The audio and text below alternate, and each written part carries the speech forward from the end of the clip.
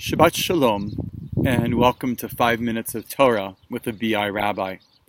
I'm currently speaking from New Zealand, where I am right outside the Fiordland National Park. I was there today with my family, and it was actually my hope to be able to deliver this Devar Torah from the park itself, but the park is actually part of a rainforest, and therefore it was doing what it's supposed to do, which was raining.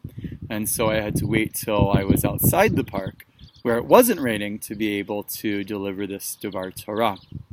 It's been a wonderful week, a little bit more in New Zealand, as we are wrapping up the holiday part of my sabbatical, and we'll be returning to Australia this coming Monday, where Yair and Naomi will begin school at Mount Sinai College, otherwise known as an elementary school here in this part of the world.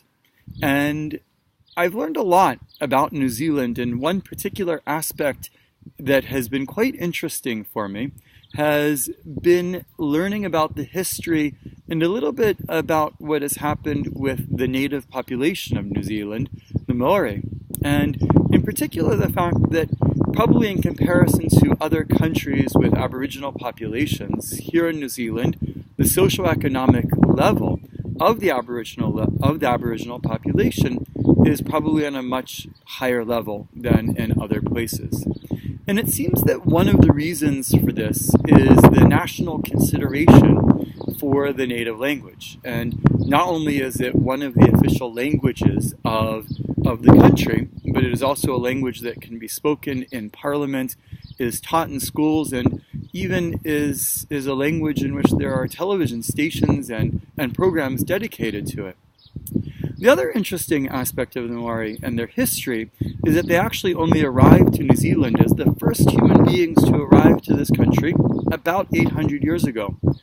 Putting that into a little bit of Jewish historical perspective, that is well over 100 years after Rashi and the Rambam, two of the most famous rabbis in the history of the world, wrote their most famous texts. It is, of course, 600 years after the Gemara was written in Babylonia, and it is 1200 years after the destruction of the Second Temple.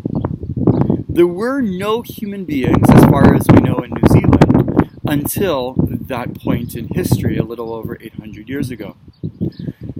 Jewish history is something that is not only fascinating, but it is also, of course, rich and has a permanence in time.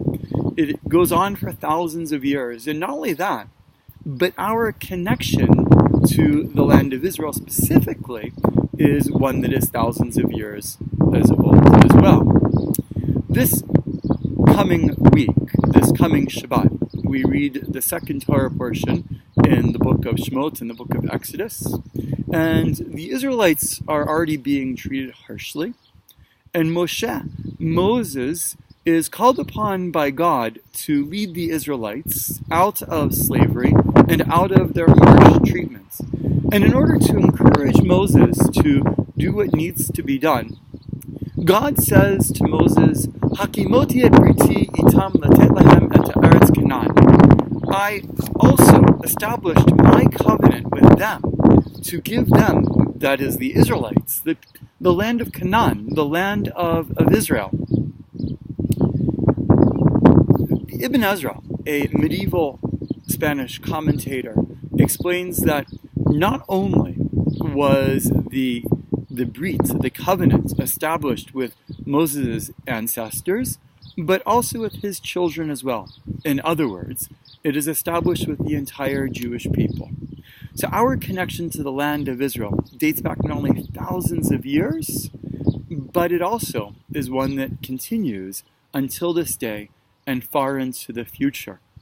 It's wonderful being here in New Zealand with my family, learning about the history and the culture, and also being able to connect it to my own history and culture, and hopefully to all of ours as well. Shabbat Shalom.